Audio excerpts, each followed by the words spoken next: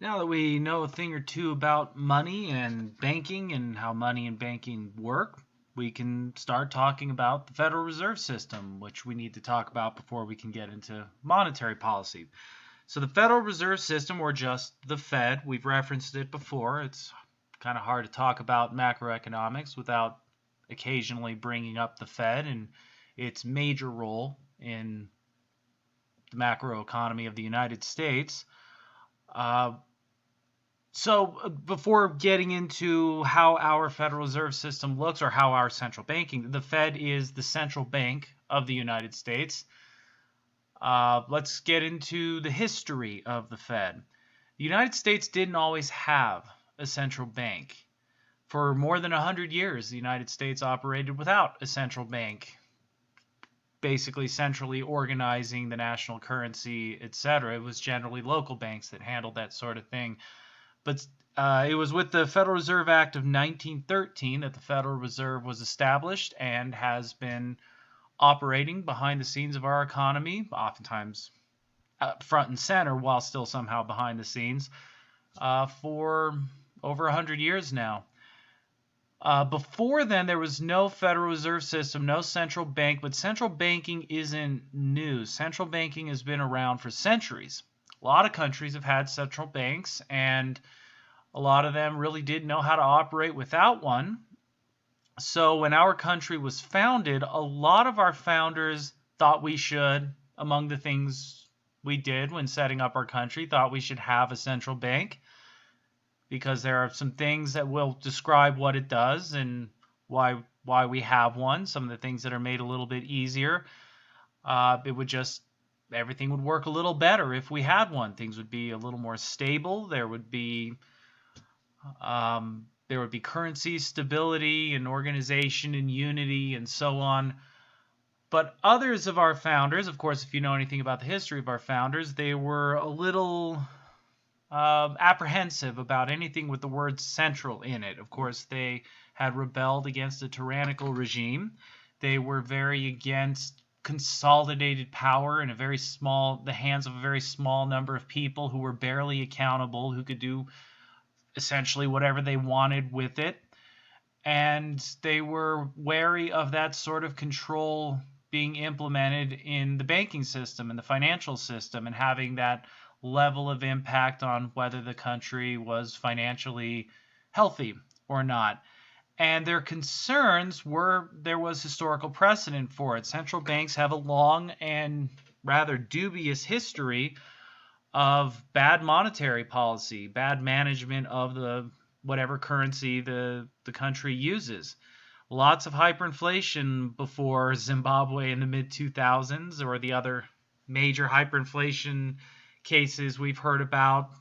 The Weimar Republic, Germany, is one of the more famous examples as well. That's not a new thing either. Hyperinflation and bad currency management is about as old as central banking, and well, we've seen what hyperinflation can do to an economy. It pretty much crushes any society that has to deal with it, and it always comes from monetary authorities. And again, this predated the founding of our countries, so the founders who were wary of anything centralized and wary of they were in a very tenuous position. Again, if you know anything about the founding of our country, we came in with a lot of financial problems, a lot of debts, a lot of difficulty paying people who had fought during the Revolutionary War, and a lot of people at the time thought that it would be a very short-lived experiment and then would collapse and would once again be subject to Britain or someone else. And the last thing they wanted was something like a central bank that could destroy a financial system, making that sort of thing that much more likely. So we operated for a long time without a central bank, and a lot of people will say, hey, we went over 100 years without a central bank and things were fine, so why did we need one? Well, oftentimes you hear arguments coming from a lot of different directions on a lot of different topics, where people will say, hey, this policy works great in this other country, everything's fine over there, so we should have it here. And there seems to be an odd definition of everything being fine, where essentially if you don't have mass death on the streets, a policy works great, and people don't bother to look at how difficult it is to escape from poverty, or in this case, how tumultuous a currency is and the very negative effects that can have on the lives of vulnerable people when defining everything is working fine. You want a policy for whatever reason you want a policy, and you show a scenario where that policy resulted in something other than mass death, and then you say it works fine. So the country worked fine for over 100 years without a central bank. Well,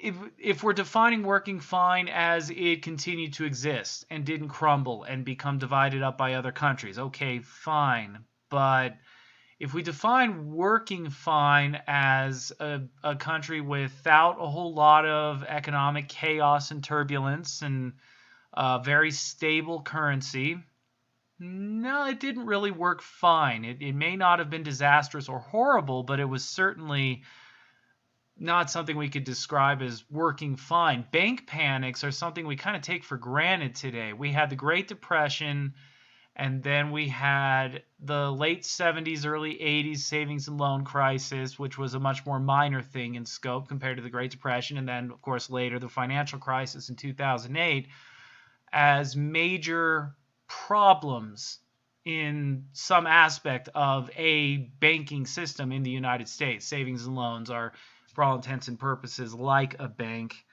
but somewhat different. But otherwise, Great Depression and the financial crisis were big banking crises, not necessarily full-on bank panics in the case of 2008, as far as people trying to get all their money out of banks. But you look at that long timeline of very, very little chaos in the banking system, and we take it for granted. We just think it's normal for banks to hum along and not have major problems and major collapses and the need for frequent bailouts and whatever, and everything works smoothly. And then occasionally, once every generation or two or three, we have a major issue with the banks.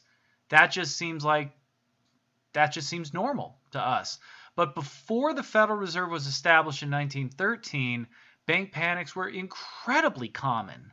They happened all the time. And part of the reason why they happened all the time was because the currency was extremely volatile. You would have a tremendous amount of inflation and then a tremendous amount of deflation. And we talked about how a little bit of deflation can go a long way to having very crushing effects on the economy. Bank collapses were not uncommon, and the ability for poor and middle class people to get credit was much more difficult.